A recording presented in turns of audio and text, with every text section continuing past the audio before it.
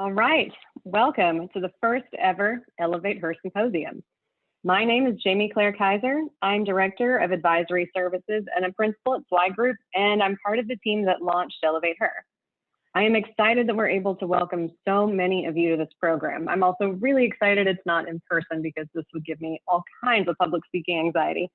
It really is, though, the silverest of silver linings that the circumstances of the pandemic have provided an opportunity to connect with so many more people than we would be able to should things have gone according to plan, and we'd be reporting live from our in-person event in Denver, Colorado. So before we jump in, I want to make sure that we catch everyone up to speed on what this whole ElevateHer thing is and how we got here today. Consider today to be your orientation to the vision behind ElevateHer and to set the tone for the next 5 Wednesdays. Introduce you to the ways that each cohort team has taken the concept and advanced the conversation into an action plan. Okay, let's get started. If you're able to attend our prior session, Chad Kleinen shared the purpose of Zweig Group is to elevate the industry, which for us includes 5 tenets. They are promote, celebrate, diversify, educate, and change. We rolled this new purpose out a couple of years ago, actually at our national conference as well. Our prior mission was something I was so much more familiar and comfortable with. It was something about people and profits. That made a lot of sense to me as a management consultant whose main job is to help empower leaders to drive growth and drive long-term value. So while I feel honored to be entrusted with a wealth-creating event like a merger or acquisition, it was not seamless for me to see how that work elevates the industry. It actually took some time for me to see how my work, which is largely transactional by nature, fits into these higher order callings, and frankly, why elevating the industry even matters to management consultants. So my path to understanding this long-term value creation, the link between that and a pipeline of brilliant and engaged and empowered talent with experience and perspectives that will equip them to meet the challenges of the clients and communities that this industry serves, tied together a couple of realities for me. First, I am often the only person on the deal team that looks like me. And in fact, there are all kinds of other people who are rarely, if ever, represented in boardrooms and C-suites of the firms I work with. And second, surely if our industry could be seen as a place where anyone can be wildly successful, it would be to our benefit to do so. The focus on recruiting and retaining talent in order to ensure the long-term vibrancy of the firms within the AEC space really led to the formation of ElevateHer. Well, that and a buildup of exhausting circumstances that shook free some frustrations that I had been remarkably effective at ignoring for like half a decade. So my full story is on our website, but my experience is not unique. I think you could ask any one of the many people around you who have felt from time to time that they operate under a different set of rules than many of the other people that they interact with on a daily basis, and you'd probably hear a lot of the same things. So what started out as an open letter about my personal experience serving our industry as a consultant turned into a Facebook community. As the community grew from the initial 3 people that were within it, all within Zweig Group, we would take turns liking, sharing, and posting. Other people joined us. And as the community grew, the virtual network spurred in-person conversations at conferences and panel conversations. And a year ago at our 2019 Elevate AEC conference, we announced the formation of the ElevateHer Cohort, calling for those interested in joining us to form a think tank of sorts to identify a topic and develop implementation-ready plans that would be available to anyone free of charge. We chose to launch this program at our Elevate AEC conference purposefully. This in-person event gathers and celebrates the award-winning firms that are recognized for growth and culture and attracts a couple hundred C-suite executives. The support from the very top of the org chart, from firms of all sizes at the top of their respective games, ready to keep learning, pushing the envelope, was important for us and for me personally, as this is the client base that I serve. We see this initiative as a way to bring people together to find solutions, not to polarize, not to factionalize, and to involve the C-suite directly, encouraging visible, cross-disciplinary commitment instead of delegating a proxy to sign someone up for a networking group. That is not going to cut it if we intend to win a talent war. We took applications over the remainder of 2019, and in January 2020, we announced the members of the inaugural ElevateHer class of 2020, a group of approximately 30 individuals from across the country, representing a wide cross-section of the industry. And it was so much more than we could have hoped for. We have people within this cohort from academia, from the C-suite, from marketing to HR, from firms of 10 people to firms of thousands of people. We have so many different backgrounds and perspectives represented, all united in joining forces to solve the recruiting and retention challenges that will threaten the ability of our industry to attract and retain every single bright mind. So the members of our cohort have met exactly once in person at one of two kickoff meetings in February and early March, and they have worked together remotely ever since then. They were the first, remote workforce, perhaps. When we initially mapped out the course of the year from the in-person meeting to the symposium, our greatest concern was dealing with time zone challenges and file sharing.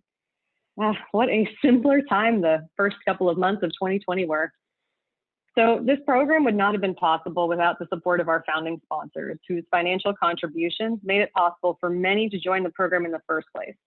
A lot of people say that, but listen, when you go from an in-person event with tickets at like a couple $1,000s a head to a free virtual experience, you have a renewed sense of gratitude for partners that join you along the way. You can see their logos pictured next to us, but a special thank you to JQ Engineering, to Forensic Analytical, McAdams, Core, and SGA Design Group. Beyond the financial contribution, what made this sponsorship so impactful was that these firms responded to our call to action at last year's conference. Their support meant that there was something to the concept of this cohort that was worth investing our energy in. And remember, this is not my day job. This is something I do because I feel like it's very important. Having that justification provided in the resources helped bring this to reality. And they've been on this journey with us truly since day one. The biggest thank you, though, goes to the members of the inaugural ElevateHer class of 2020, a resilient group of driven, creative, and thoughtful people who stuck with the program and rolled with the punches as they punched and punched and punched this year. The calendar we carefully crafted and the year that we meticulously designed fell apart literally the week after our March in-person meeting. The fatigue, the unknowns, and the frustration of the events of this year weighed in on this group as it did the rest of society. So thank you all for committing to this program. Your persistence and passion provided the inertia that I think we all needed to sustain our commitment to this, and I'm really inspired by this group of leaders. I'm honored to provide a platform for you to share ideas that will truly change the industry to benefit all of us. So over the course of the next 5 Wednesdays, you will hear the ElevateHer cohort teams present their findings and their action plans each week from 12 to 1 p.m. Central, right after a brilliant keynote presentation. Their results will then be available to the AEC community to implement. Our work isn't done after the Elevate AEC conference wraps up in November, though. If you are inspired to join our program, we welcome you to apply for the for the next cohort program, the 2021 class. Our applications are available on our website, and we'd love it if you would join us, or if your firm would like to support our efforts by sponsoring the class of 2021.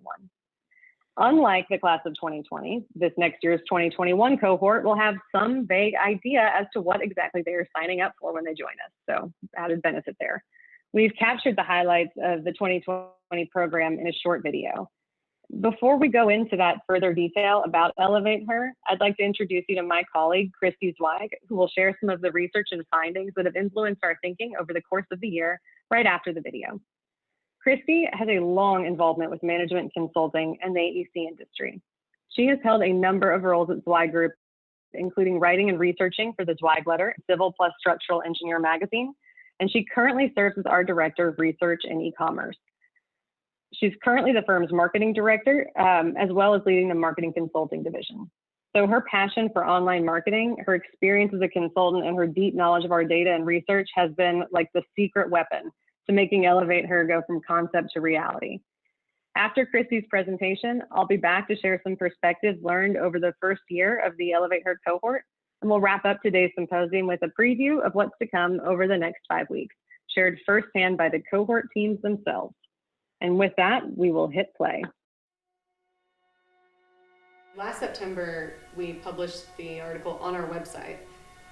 We did not send it out. We did not do any, it was just sitting on a landing page on our website. Yes. We didn't even have the Facebook group then. I had a sincere conviction about it, but I was beyond uncomfortable. I didn't want to put it in anything at all. I just thought it would be like a fun thing that I could send out to a few people. And that's all it was. It was like something we just emailed out to people that we thought would be interested. And then we got the Facebook group going. And at that point I was like, yes, let's do something with this. Like, momentum is growing, people are interested, this has some real power. Then, you came back and said, hey, I've got this idea for how we can actually bring people together, because we knew we wanted to have some kind of an event, but we were like, how are we going to actually bring these people together, and what's going to be the point of all this? But really, it's what do we do next? How do we solve these problems that we know exist? And that took some thinking. What do we want to do with this? Like, what's the next step? And people asked us about that from like day one of launching the Facebook group. Yeah, as soon as we got anybody in the group that wasn't me or Jaden. They were like, okay, so what's the answer? And I think what I'm most excited about what the next steps are is that we don't know what the answer is, and we're going to let people choose to decide, how they want to attack the multitude of problems or issues that we know exist. I'm excited to see where it goes.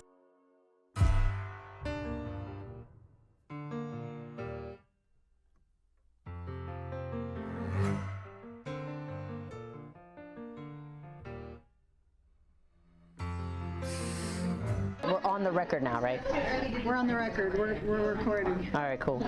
My name is Marcia Alvarado. I'm a structural engineer. I've been working in the industry for about 15 years, and I had the opportunity to come across Jamie Claire's blog and manifesto, I guess, about elevating women in our industry.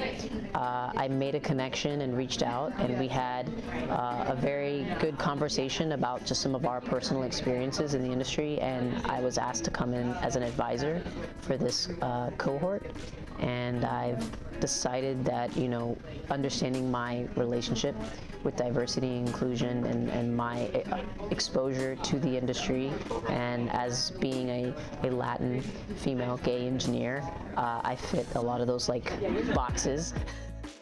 I've worked for various companies, organizations, firms, what have you, and I've seen women in leadership positions that just were not listened to, and I believe that their impact could have been significant on the company had somebody just heard their voice. I think, but I agree. I think sometimes it is, as a person who also is a person of color, it sometimes is hard to say, like, I just want to be seen as the best person. And but to deny my unique viewpoint is also to deny what added benefits I have for the company. So it's difficult. I mean, and I think it makes people feel uncomfortable. And I think people are hoping that in this day and age we are post-racial, post-gender, and we're not. I just realized how exhausted I was of having to convince people that this is a problem. And I was really excited to come to a place where we all acknowledge it's a problem, and we're not even going to talk about that as much, and we're just going to talk about solutions.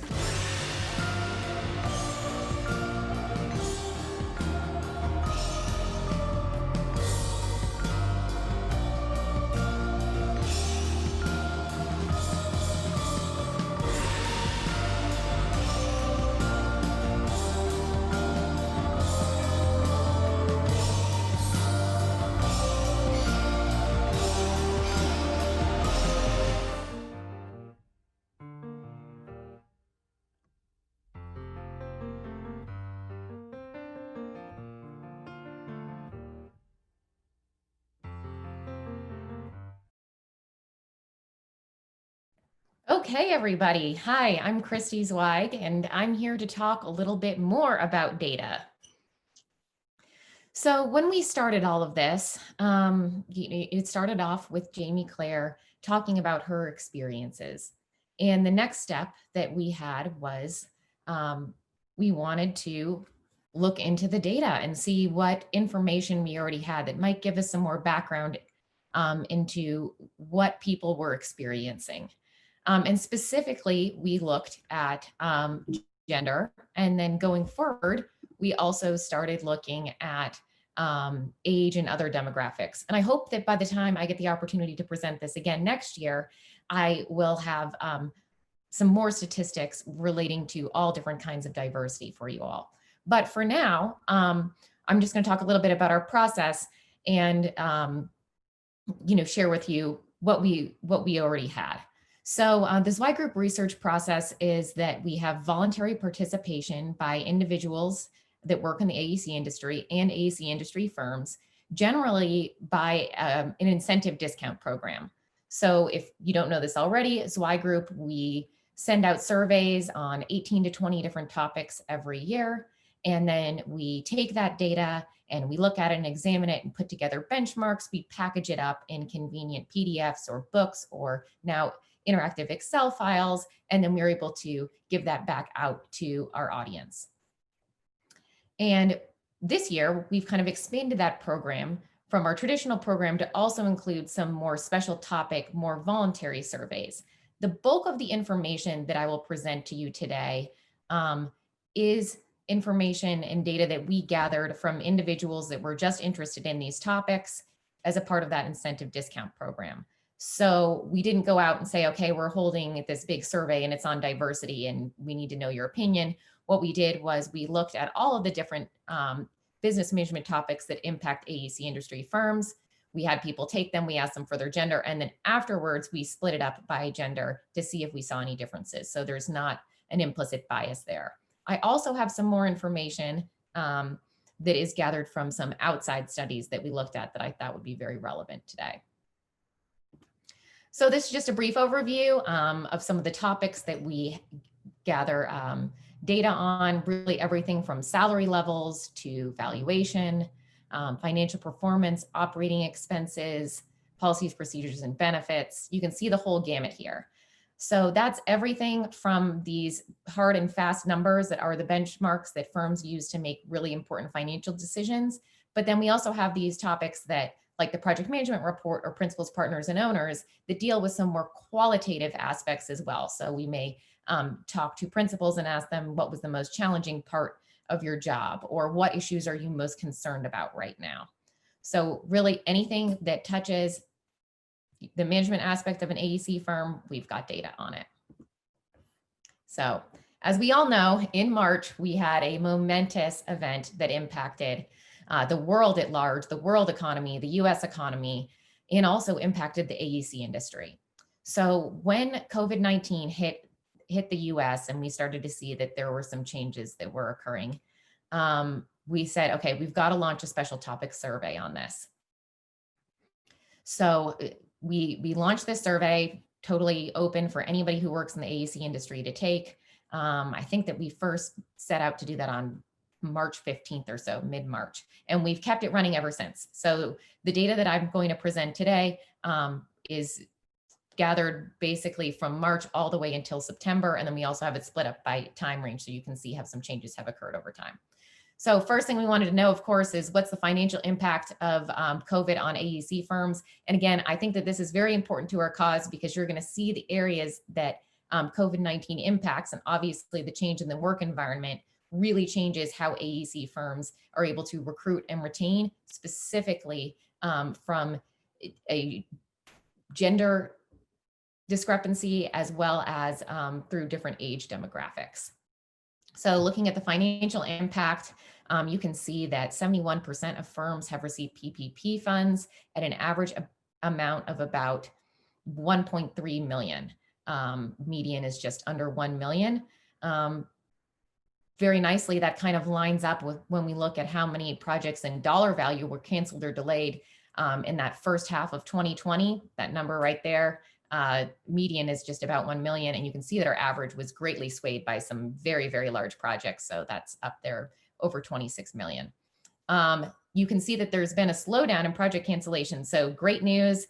When we looked at these numbers again, just for the second half of the year, that was already down to canceled projects at less than $500,000. And that average had also gone down to less than $10 million. Overall, you can see that 20% of AEC firms said that COVID-19 is not likely to impact their firm's revenue in any way for this year. That's amazing. But the firms that did see an impact, and I think that's totally normal, we're sitting at, an average of a little bit less than 20%, 17% decrease.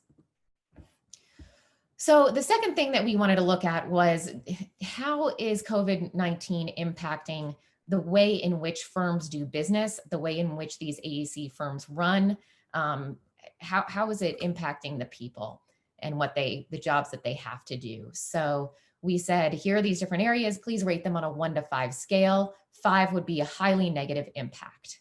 Number 1, the top thing that has been impacted by COVID is the ability to obtain new work. So that was a score of 3 out of 5. That is followed very closely by ability to train staff. And if you watched Chad Kleinens' presentation earlier today, you saw that training staff and professional development is the number 1 benefit offered by best firm to work for. So that is so important. And also extremely important as far as recruitment and retention, specifically as it relates to the younger generations. Ability to obtain new work is also significant because you'll see later on in my presentation, the people that fall into those business development roles are more female than male. That's a role that is typically held, more by females than males. And then obviously that impacts all the money that comes into the firm. Overall, looked at the industry outlook, and you can see that, we've got some mixed reviews here, but there's still a sense of optimism. We aren't seeing a strong percentage of AEC firms saying that things are much worse. And then looking forward, it seems that we see some optimism. So over the next 12 months, 14% say the same, but 40% say they expect the economy to be in somewhat better shape. That's just a little highlight right there. Obviously, we know that in March, a lot of firms were forced to shift from a traditional work environment that was almost entirely, working in the office. There wasn't a lot of telecommuting, working remotely that we saw in the industry, certainly not, across all roles. And that was just flipped on its head, where firms were suddenly forced to have the majority of their workforce work remote. So you can see some changes over time here. Right now, you can see that we've got, 63% say that COVID-19 changed their firm's policy and they allow any employee to telecommute at any time. And then another strong percentage allows certain employees to telecommute. There's just this tiny percentage that says that that's not happening. And we know that that's really related to those roles for people who have to be on site on job sites, construction related roles, surveying, things like that. We also wanted to see what's preventing people from effectively working remotely, because I think that this is very important, especially later on. You'll see some numbers I have relating to gender and also age. And that's distractions at home. And again, those situational factors we can't get over, like working on site. And it seems like the AEC industry has done very, very well at overcoming things like data security, technology, things like that, in order to be able to shift that workforce. Right now, these are the last figures from September. You can see that a very strong percentage of firms are reporting that 90 to 100% of their workforce can effectively work remote. So that's good news for our industry, good news for people working in those firms. Okay, so here's how we see how this impacts age and gender distribution. So this is from all of the data that we have. We looked at everything to try to get the biggest and best picture possible. The overall issue that we're seeing, and that relates back to ElevateHer's mission, is that we have females entering the industry, but they leave at a proportionally higher rate. So obviously we need to be recruiting more females to be interested in the profession to start with, because that youngest age range is only 36% female. But you can see that after about 10 years, there's a significant drop off. So, if you look at that 18 to 25 age range, that makes up 11% of the industry. It's 36% female. Jump forward 10 years, suddenly we're down to being only 25% female. And then when you jump even more forward, and I don't have a graph for this, but looking at that age range of over 67. So that's people that have this strong amount of experience in the industry. it's only 12% female. And if you look at that individual, that is less than 1% of the entire industry is females over the age of 67. And those are truly our mentors and the people that have the most experience in the industry. Bright spot was that we did see that the number of female principals in the AEC industry has been climbing, even just over the past few years. It was only 10% in 2017, according to our data. And the last figures that I have, that reached 16%. So that's good. It means that women are sticking with it in the industry to reach those roles and also are able to demonstrate that leadership in their organization as well. So I didn't have good enough data within. We needed a really good sample set to look at this. And I found this survey by FlexJobs, and they surveyed over 2,500 working parents across all industries with children under the age of 18 living at home. And they found that since this pandemic started, almost half of working parents said they had to change their employment situation by either voluntarily reducing their hours or quitting entirely.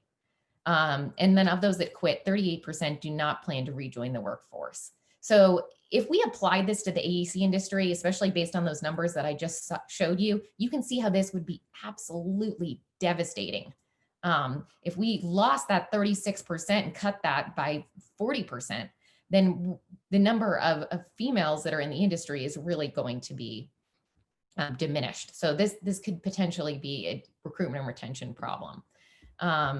You can see that it impacts genders discriminately as well, because only 5% said their partners need to reduce their hours or quit completely, because 63% of working mothers said they were primarily responsible for childcare during this shutdown, while 43% of working fathers reported the same thing.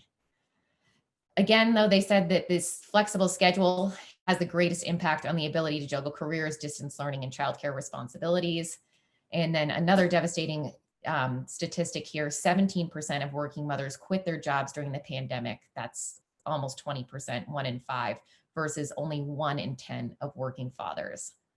So this presents a big challenge for us. And I think that we do have some solutions that will be presented in these presentations by our project teams later on throughout the next 5 weeks. Looking at gender distribution by job title, we talked a little bit about this earlier. You can see that industry-wide, we're about 30% female. That's all roles, all age levels. But females are more heavily falling into those non-technical roles. That's about 60% female, 37% male. And then also you can see some differences in the specific market sectors or industries. Architecture is a little bit more heavily female than engineering or other technical roles. The gender distribution by job title for engineering firms specifically, we had some good, strong data on this, so I just thought I would show this in here. You can see that, again, that distribution falls very heavily towards the younger and early years. Interns are 32% female, and then you can see that it seems as though females are leaving the industry as they kind of climb up that org chart. By the time we get to the principal level, it's only 7% female. So another thing to look at was salary levels, and this is pretty significant because you can see we do have some salary discrepancies in the AEC industry. Starting at the bottom, looking at that admin assistant, it's pretty interesting to note that when we compared the year's experience in the industry with salary, this is one of the only roles where we had females that had way more experience in the role than did males. And what that shows us there with that 15 years experience is that for whatever reason, females are either voluntarily staying in this admin assistant role for longer, or they're not being promoted up to other roles. So by the time we look at HR managers, that year's experience is 15, it's exactly the same. And there's just a little tiny salary discrepancy there, and that may just be due to sample size. But looking at, let's say, a transport engineer project manager, similar experience level, but big salary discrepancy, $109,000 per year versus only $89,000 per year for females. You can see the same in marketing director. There is a year's experience gap there that could justify some of that salary. And then looking at that architecture principal, pretty big salary gap there. Civil engineering principal, That's one place where we saw females had actually a higher salary than males. So that's great to see. And then president, again, big, huge jump there, 170,000 for males, 115 for female presidents, and same year's experience, 30. We also looked specifically at Zweig Group's 2020 Principals, Partners, and Owners survey. So this is a survey only of principals, partners, and owners working in AEC industry. And we saw some big differences between how male and female principals broke down their workday and also how they wanted to break down their workday. So you can see that these females were less likely to state that they were spending time on design and technical activities. They were more likely to say that they were spending time on firm management. Again, though, female principals had a median utilization rate of 40%. Male principals had 33%. So women were actually, the females were spending more time on billable work. We asked them some more qualitative questions. So how do you feel about some things? And you can see that 54% of male principals say that work has had a positive effect on their personal life, but only 32% of female principals feel the same way. 42% of female principals said that they received a shareholder distribution compared with 57% of males. So there's a little bit of a discrepancy there. That could be voluntary. That could be just decided by the overall organization. It's hard to say. 41% of male principals work on the weekends, and then almost half that, only 21% of female principals say they work on weekends or holidays. Interestingly enough, though, both were working a median number of 50 hours per week. Looking at diversity. So when we first started doing this survey, we looked back 2017, 2018, 100% of female principals said, hey, there's a problem with a lack of diversity in the AEC industry. This year, that's dropped to 63%. So I'm not sure if that is a political climate or also just that we've made progress here.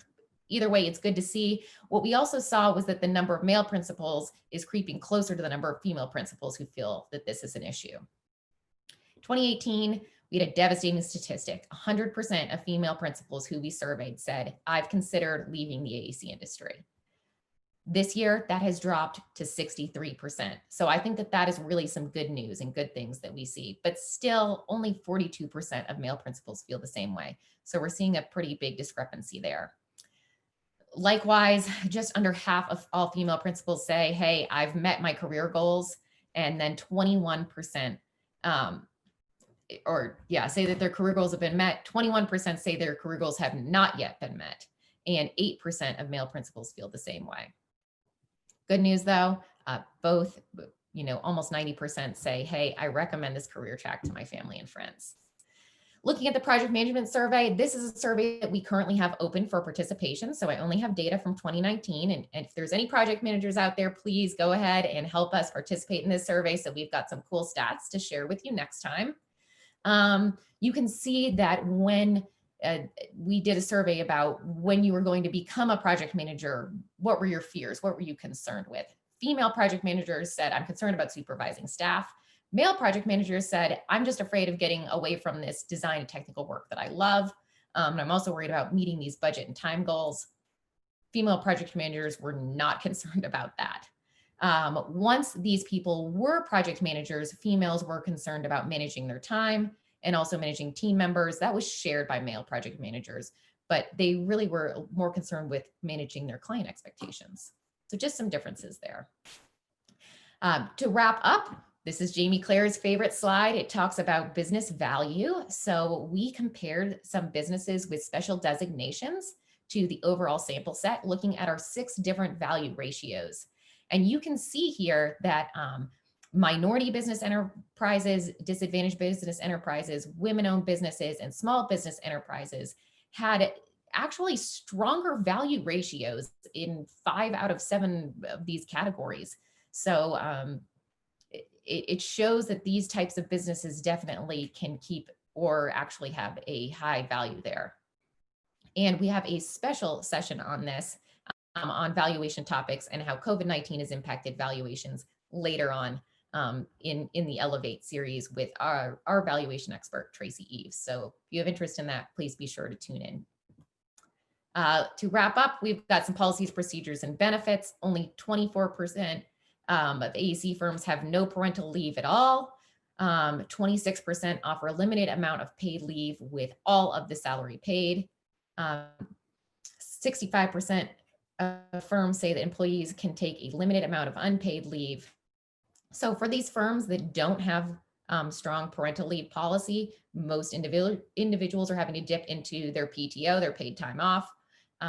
So for those in the entry level, just 0 to 4 years experience, that's that younger generation, highly likely to have kids. The average number of paid time off days is only 15. So that's like 2 weeks and 1 day, which is not a lot if you are a working mother or a working father and you've got to welcome a new child into your home. Never mind the fact that you may have already used up some of those days due to sickness or travel or other reasons. 34% of firms are not subject to the Family Leave and Medical Act, which states basically that they have to give a total of 12 weeks of unpaid leave. The unpaid leave given by AEC firms average is less than that, just 10.8 weeks. And the average paid maternity leave given by firms that offer it is just under 6 weeks.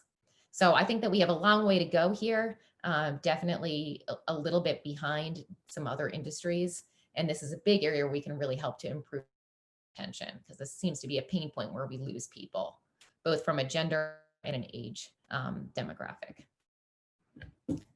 Okay, so that wraps it up for me.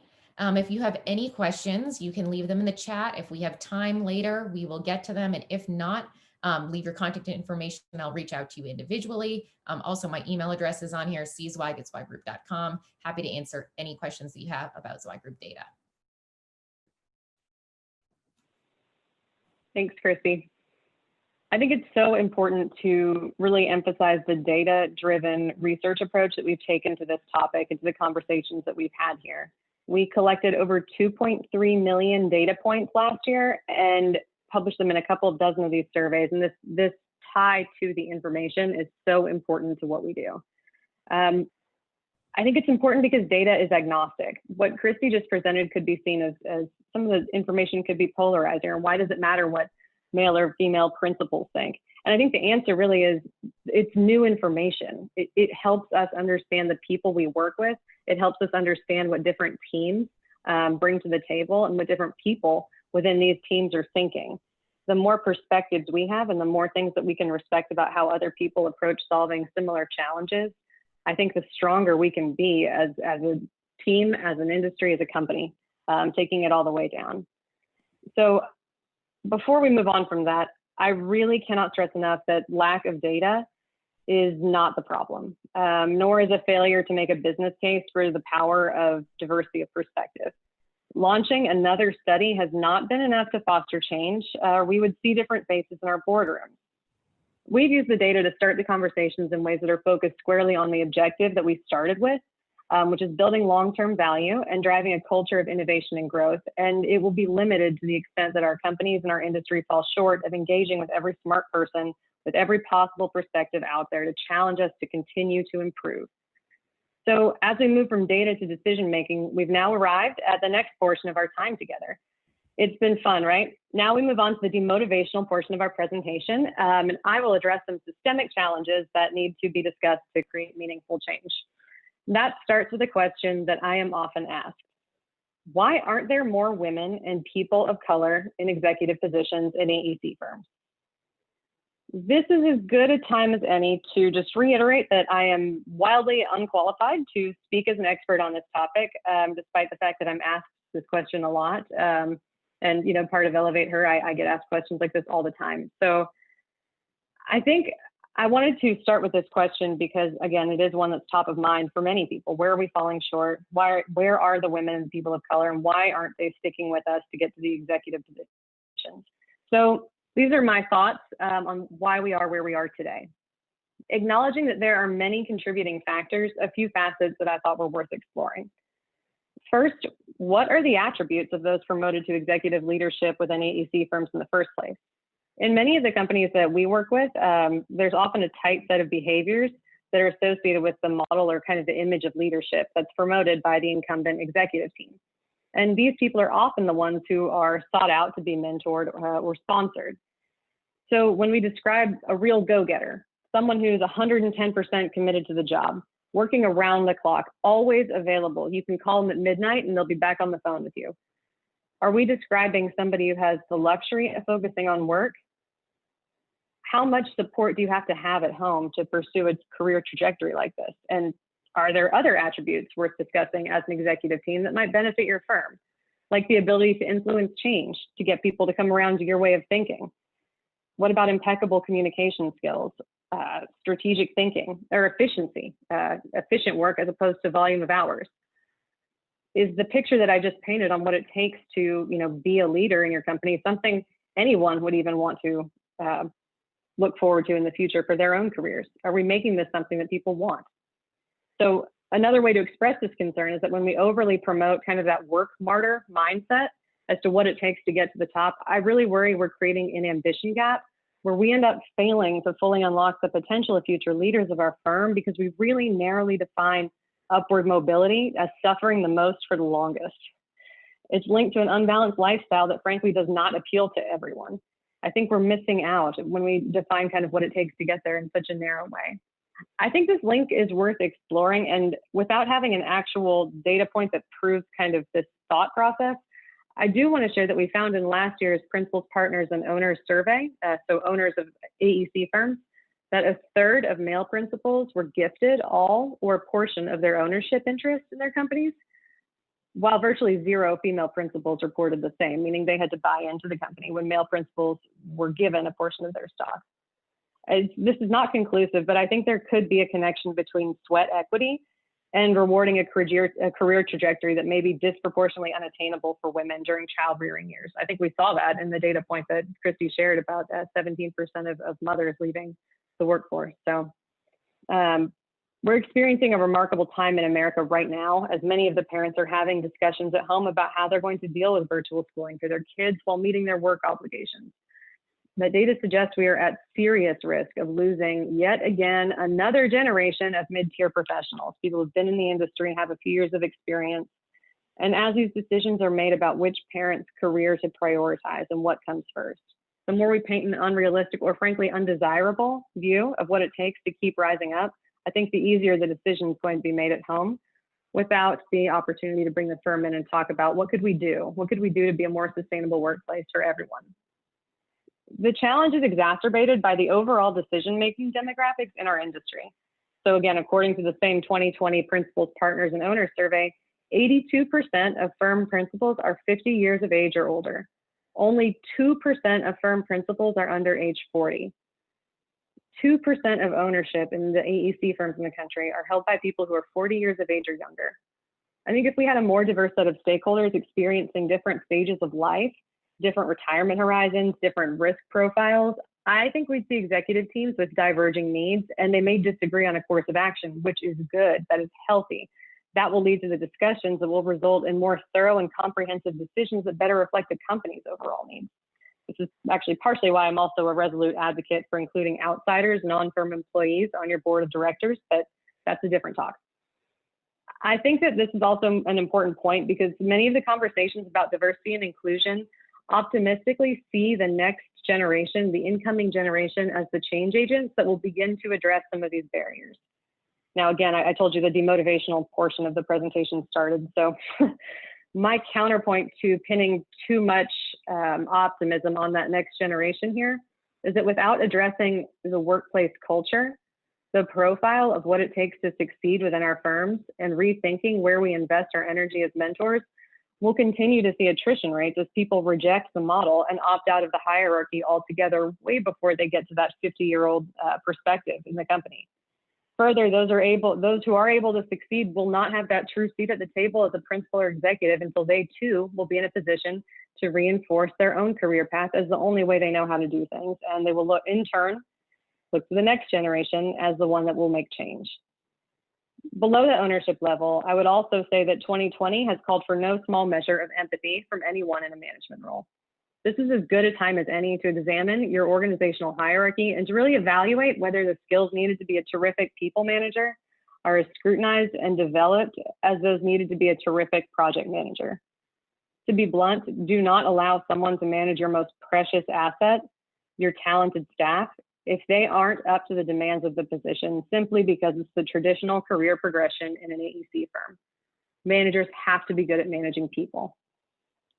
2020 has undoubtedly brought with it an interest in advancing discussions hundreds of years in the making in terms of justice, equity, diversity, and inclusion. Coupling this tension with months of isolation has provided an opportunity for deep introspection for many leaders in the AEC industry and has compelled many people to take action.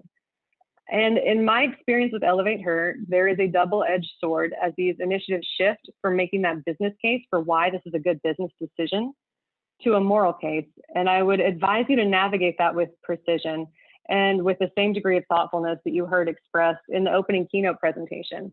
If you can do it half as well as Perkins and Will, you're good to go. Focusing on the business case removes that judgmental aspect and lets us work together to find solutions for the future, which can be more productive than initiating a conversation that will inherently make somebody feel defensive for failing to meet a moral imperative.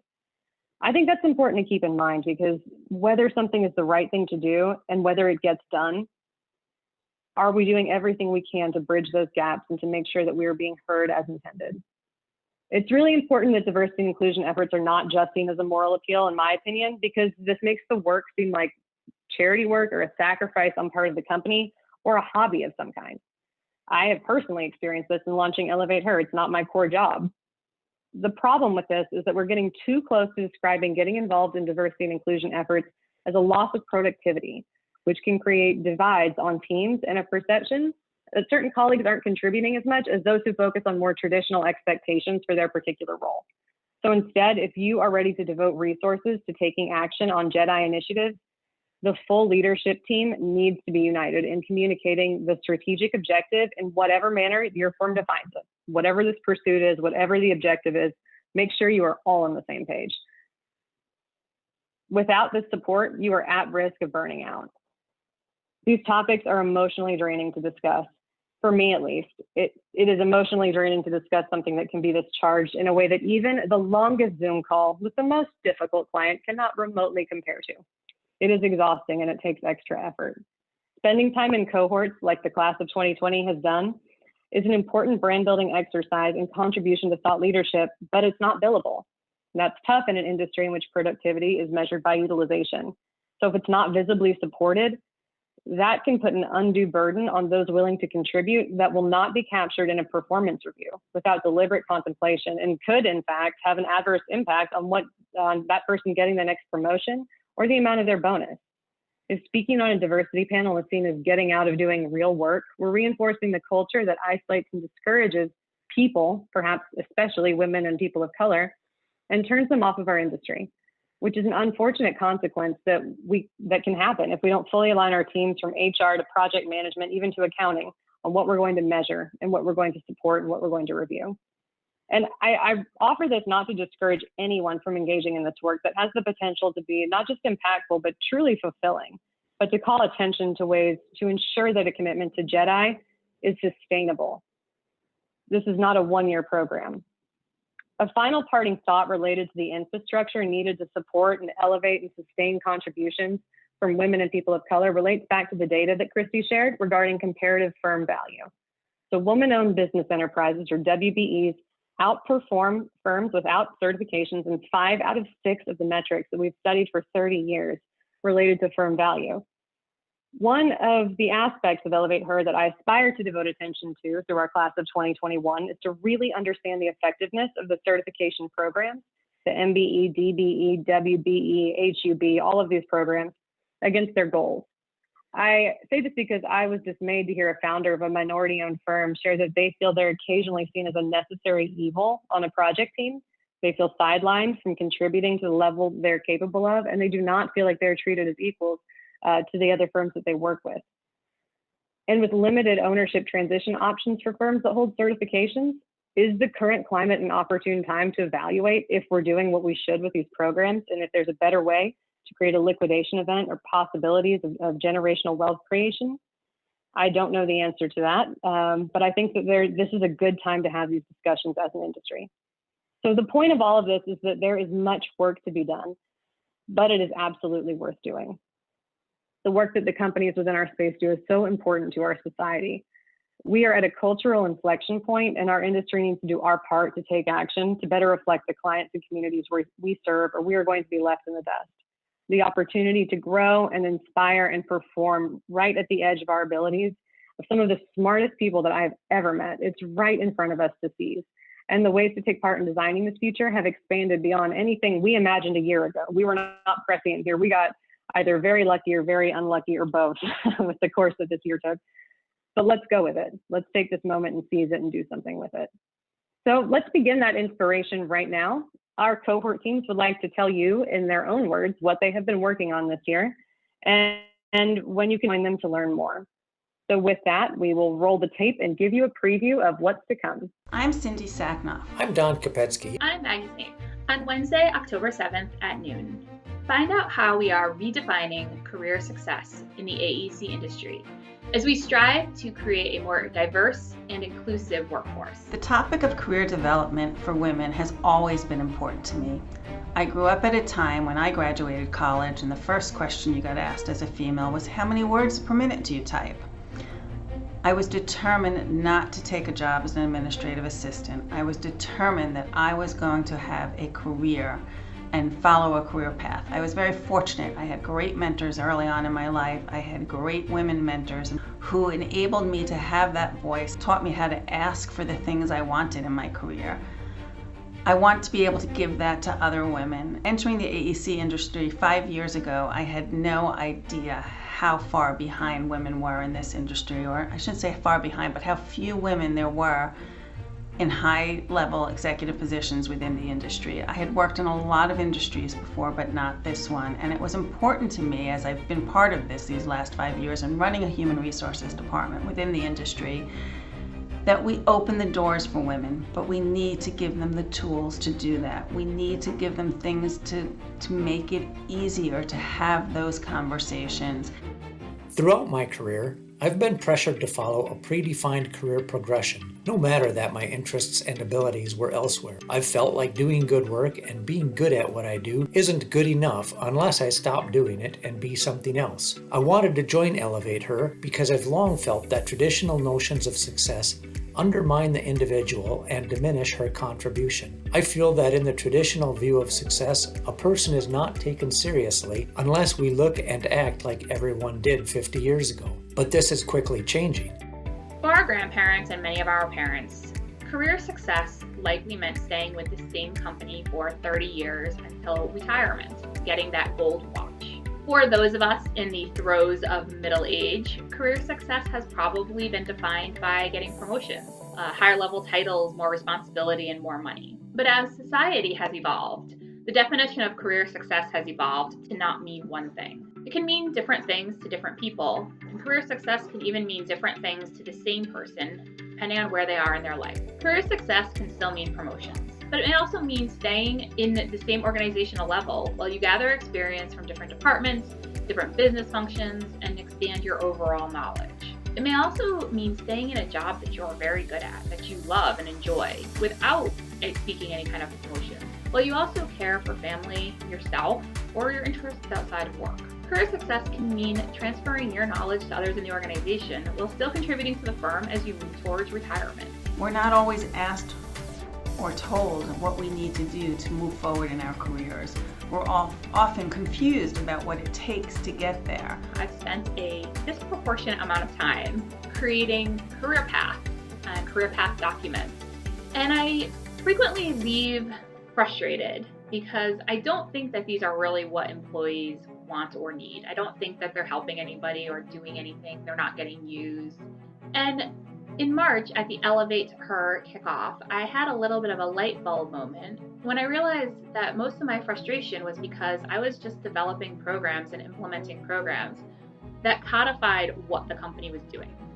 It wasn't necessarily even what the company needed or wanted. It was just what the company was doing.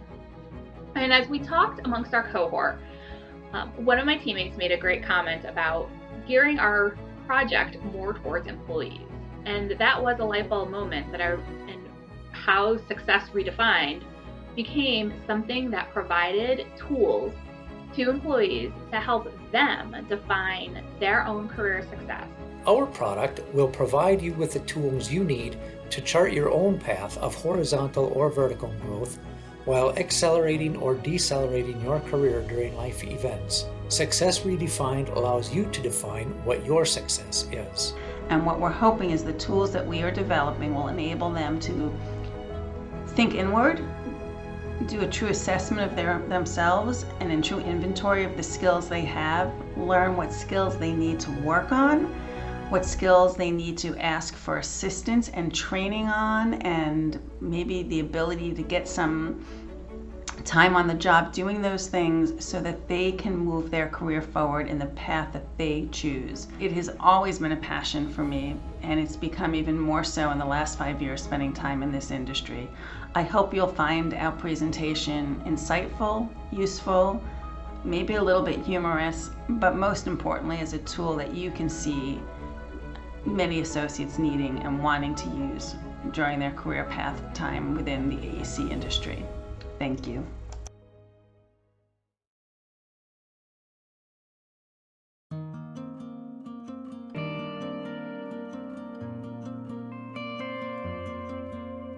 No. Yes. Yes. No. Yes. Yes. Yes. No.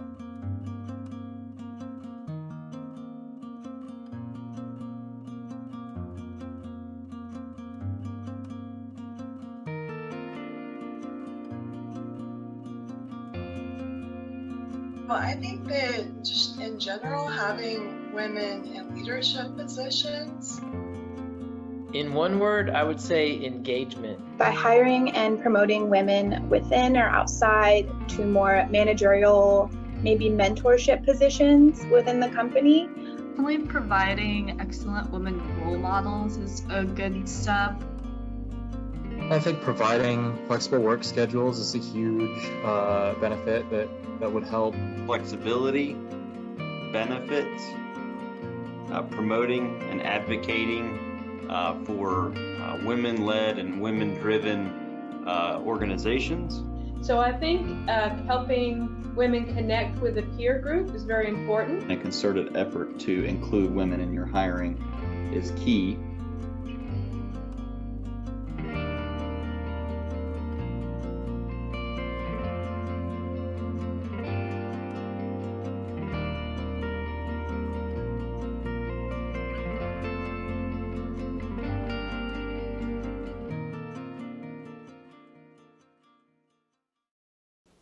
Hi, I'm Janky DePalma. And I'm Dr. Ellie DePantoli. We represent Team We Rise. And we developed a tool to revolutionize the employee experience. And we want you to join our talk on October 21st at 12 p.m. Central. And this is why we think that this topic is so important. Our idea is simple. In order to turn the pool into an ocean, first, we must revolutionize the employee experience. We all know that a good employee experience is key to recruitment and retention. Yes, and we are so passionate about these, and we know you are too. Or if you're not, you should be. Exactly. And at this point, you might be asking, how do we even do this? Sure, there's lots of boring webinars, there's published studies, there's tons of articles online, but who has time to read these when we're all so busy? Yes, indeed, but the tool we created is different. It's not just like checking a box. It's fun and easy, and it's something you can use throughout the year. We created a deck of cards based on topics that we felt were most relevant to improving the employee experience. We took all the great data from HBR, Zweig Group, SE3, McKinsey, and more, and turned it into a game that you can use with your employees. I think that is genius. I mean, who doesn't love games? And I'm a millennial, that's the way I learn. Yes, a game can make talking about these topics fun and easy. For example, one of the topics is burnout, which is something that is very poorly understood. For example, did you know that roughly 70% of employees have some level of burnout? And this is one of the leading causes of people leaving work. We also have cards that talk about diversity. We know we need to start having these conversations. Most of us don't even know where to start. The cards make it so much easier. And now let's look at the structure of these cards. In the front, you have some updated research on the topic, while in the back, you have some discussion prompts or some questions about this topic to really help you dig deep into this topic. When we focus tested these cards, the overwhelming response was that they sparked great conversations, and managers were really excited to use them. And now you might be wondering, how expensive can these cards be? It's like $99.99, $49.99, $9.99. Well, this is your lucky day because these cards are free. This is how passionate we are about this topic. If you'd like to know more about our group, our employee engagement revolution, and play with these cards, join us on October 21st at 12 noon. We are Team We Rise.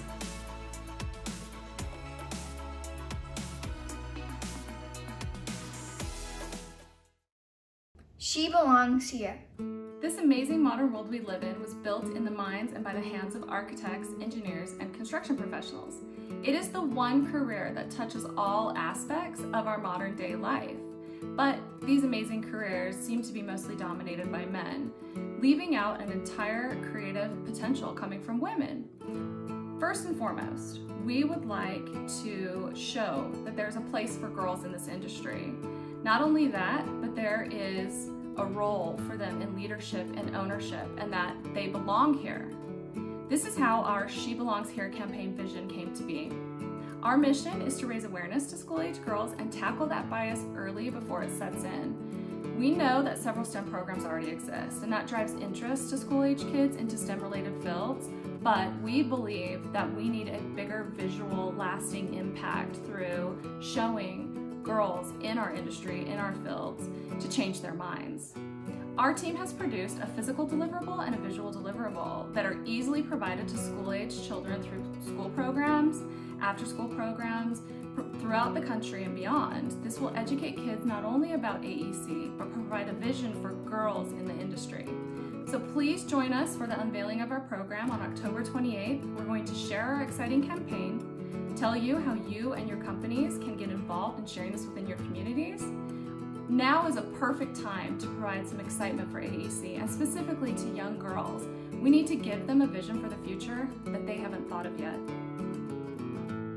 So when my cohort group and I, through ElevateHer, were brainstorming on what our campaign was going to be about, I kept thinking back to how I felt at times being an engineer. While it can be very rewarding, society does not automatically associate or expect women to be engineers. I wanted our group's message to reflect first and foremost that girls need to know that they can be engineers, that we exist in leadership positions, we are capable, and that we belong here. This is how our She Belongs Here campaign vision came about. Our mission is to raise awareness to school-age girls, not just through token STEM events at schools or other venues, but actual visual and lasting deliverables to spread the message in our schools and frankly everywhere. I'm really excited about what we're producing to spread that word through ElevateHer and our She Belongs Here campaign. You will not want to miss our presentation on October 28th because we will be sharing with you those deliverables that you will have or see at that event and that you can distribute to whoever you want. I'm most excited about our never been done before video that you will watch and can share that will immediately impact girls with the message that she belongs here and girls can build the world. If you'd like to invest in the future of the AEC industry in your daughters, granddaughters, nieces, or girls anywhere, you need to attend our presentation on October 28th. We will provide a program that can drive change in not only our professions, but also in our school system and society in general. If you have your own stories about how you felt like you didn't belong or how someone helped you feel like you do belong, then you should attend and bring your allies and support team with you and be ready to share your story. Are you interested in contributing to the education system from kindergarten through senior year with minimal effort and great reward? Then this presentation is for you. And if you truly believe girls can build the world and that a diverse mix of people have the best solutions, then you cannot miss the She Belongs Here campaign. As we all know, women make up half the population, yet a fraction of the AEC industry is made up of women. We need more women in the room thinking of solutions that will be provided to society. We need women represented at the table, from the drafting table to the board table, and everywhere in between. This was my personal motivation throughout the process. During this process, something that I've learned is that we have so many more allies than we think. The number of men supporting this effort is very reassuring. They too believe that we belong here and that girls can build the world. In the end, our program offers a solution that will mitigate the feeling in little girls and young women everywhere that they do not belong. This will help ensure that more and more women enter AEC careers and start to build a world that is a better representation of society overall. The best part is that you can help make this happen. You can invest in your own communities and your profession. What a great legacy to build and to leave behind one day. Remember to attend the She Belongs Here campaign presentation on Wednesday, October 28th from noon to 1 p.m. Central Time. This isn't just a presentation. This will be a time for you to share your stories about how you belong, how you helped other women belong, and how you want the girls in your life to truly understand that they belong and they too can build the world. See you there.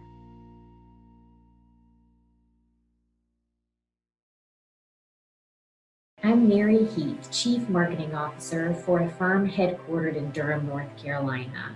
I'm Shannon Acevedo, and I'm a planner in Northeast Florida. My name is Andrea Dumont. I'm a civil engineer and blogger out of Austin, Texas, and I work in water infrastructure. I'm T. Daniels, Marketing Manager at KPFF Consulting Engineers in Portland, Oregon. I'm Jennifer Ridd, an associate with JQ Engineering in Dallas, Texas. We are calling this DRIVE. DRIVE stands for diversity, real, inclusivity, value, equity. Our vision is that we want our industry to strive to have performance best practices that have beneficial impact to our communities. As nonprofits, government agencies, architects, engineers, developers, builders, contractors, manufacturers, and industry leaders, we want to create a world that is representative of the communities that we serve. I almost walked away from something that I've invested so much time and money into because I allowed somebody else to get into my head and try to tell me something about myself that wasn't true. And it took a lot of experience and just some of that heartbreak, I guess, to realize like, wow, I just needed to wake up and find where I needed to be, find what aligned with my skills, but also find a place that was going to see the value in me and help me foster and grow those as I develop my professional career. Measuring diversity and inclusion is a very ambitious and broad goal.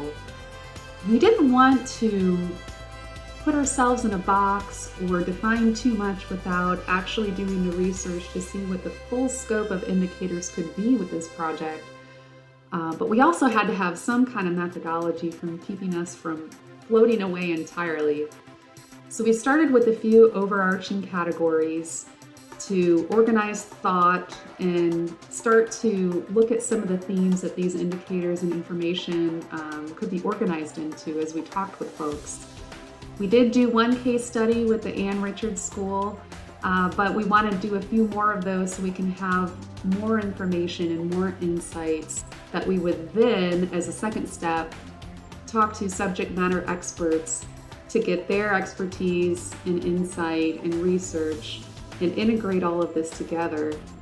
The idea is that these subject matter experts could give information about what would be important to measure and how do we measure it and how important is it. It may be that not all of these things are measured the same or weighted the same, And this could help us drill down into what some of those indicators could be and how they relate to each other, so that in the end, we would have a fully defined index, much like the lead indicators that you see in the AEC industry for diversity and inclusion.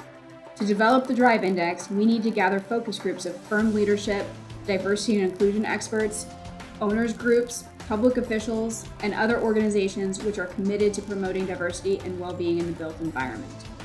The output from these focus groups will be used to develop specific indicators for diversity and inclusivity, which will eventually be combined into the final Drive Index.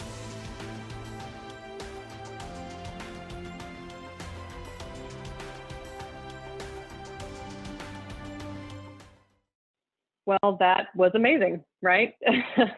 That was actually my first time to see that all the way through. So I'm going to get a tissue here real quick.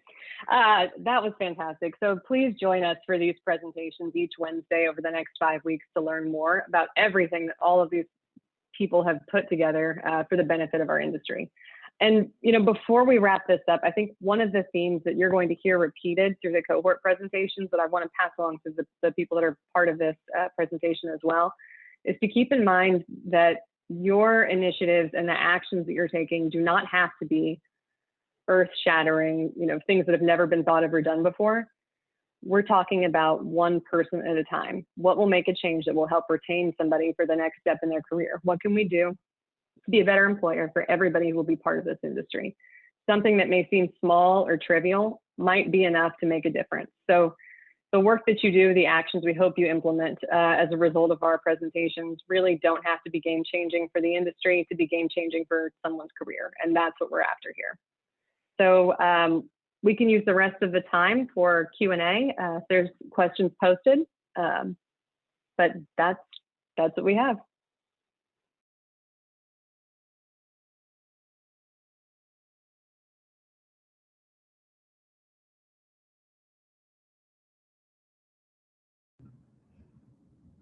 And we did have a couple questions already answered in the Q&A. If you wanted to take a look at that, and the attendees can look at that as well. And thank you, Jimmy Claire, and thank you, Christy. You guys did amazing. Thanks, everyone. Oh, you're muted, Christy, if you're saying something.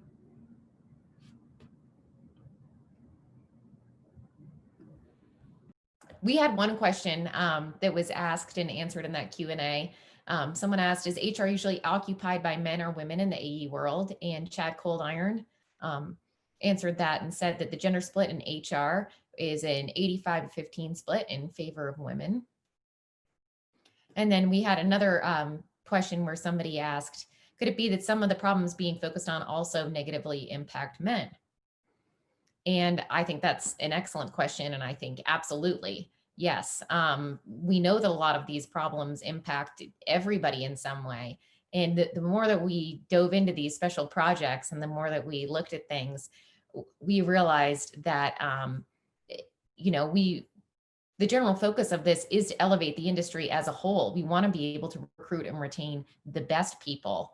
And I think that you'll see throughout the next 5 weeks that all of the solutions presented are going to help everybody who works in the AEC industry, just regardless of any kind of demographic or constraint that we put on them.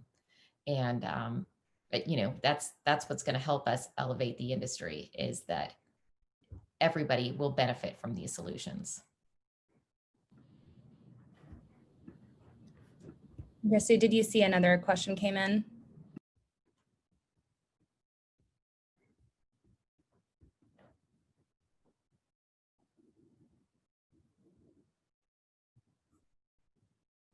We have a question that says, how do you fight the perception that elevating her may be diminishing to him? I understand they are not mutually exclusive, but fight this battle constantly. We've definitely heard that one before. I think, Jamie Claire, you probably have some really good insights on that as well. But I think that really it's summarized by the fact that, like, you know, a rising tide lifts all ships. That's what we always say. And that helping somebody be able to stay in the industry is only going to benefit the overall industry as well as the specific organization. It's not going to put anybody else down. And I think that every solution that we have here and everything that we've focused on, again, helps everybody in some way, shape, or form. It doesn't diminish somebody else's opportunity. And there'll be a stronger case for that as soon as the number one issue reflected like year after year after year. And our biggest data set that we have is not recruiting and retention of talented people. That is the objective reality of where we are. So we need everybody we can get. And that's where we are. Okay, well, it looks like we're pretty much out of time here. So if there's any more questions, just feel free to send us an email or check out all the different ElevateHer groups and pages that we have. My email is czweig@zweiggroup.com, or you can also email elevateher@zweiggroup.com with any questions. And I hope that we will see all of you at these amazing cohort presentations that we have coming up over the next 5 weeks. And we'll be promoting those individually as well and sending out more details about those. So thank you again for watching and attending, and we'll see you soon.